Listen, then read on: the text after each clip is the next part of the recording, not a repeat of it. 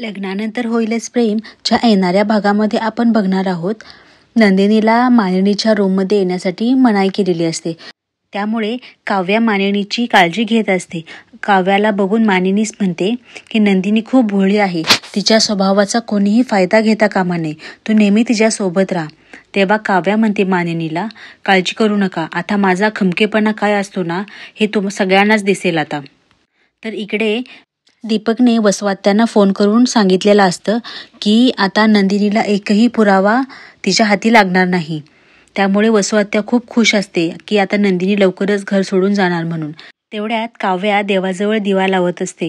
तेव्हा ती देवासमोर उभा राहून वसवात्यांना म्हणते की लवकरात लवकर खरा गुन्हेगार कोण आहे हे मी शोधून काढेन, तेही माझ्या स्टाईलने.